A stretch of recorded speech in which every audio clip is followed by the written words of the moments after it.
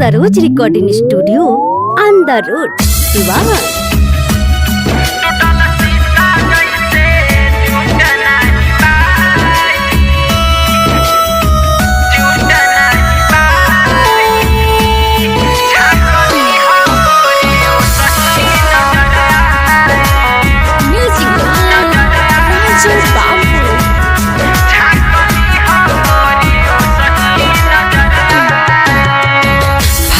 दी है फोटो दिल से निकाल दी है याद के बेले नया है बेरो आजो के बाद से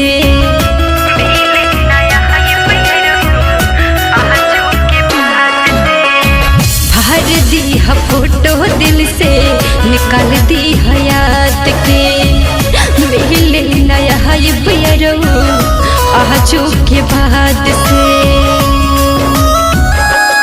टूटल शीशा जैसे जुटा नहीं पाई झाँकली हो गोरी वो सही नजर आई। टूटल शीशा जैसे जुट नहीं पाई झाँकली हो गोरी वो सही नजर आई।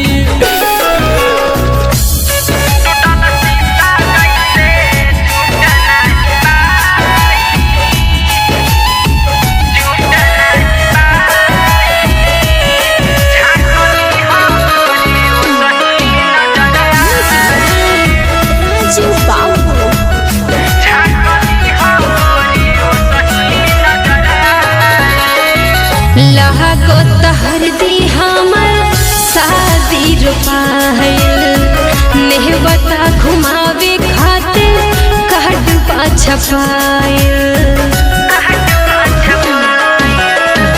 हो जाइब दूर तू तो कैसे हो जिया घुट घुट के जान हम तो जहरिया के पिया दिल में जखम बन के कहियो ले दुखाई झाँकली हो गोरी वो सही नजर आई।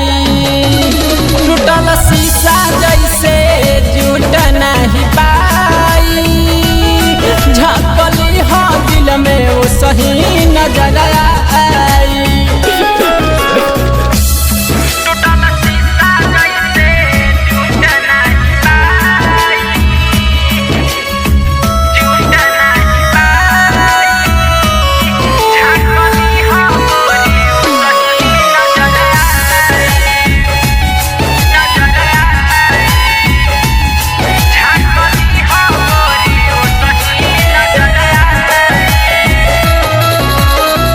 मन के मनावा है अपना बहनी मजबूर हो जायम ससुरवा याद है जरूर हो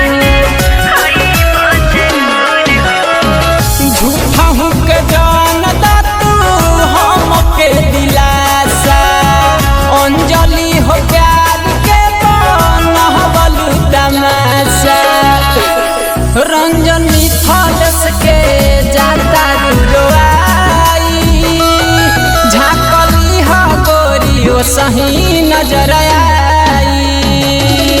टूटल शीशा जैसे जुट नहीं पाई झाँकली हो दिल में वो सही नजर आई। हर जाए बेवफा।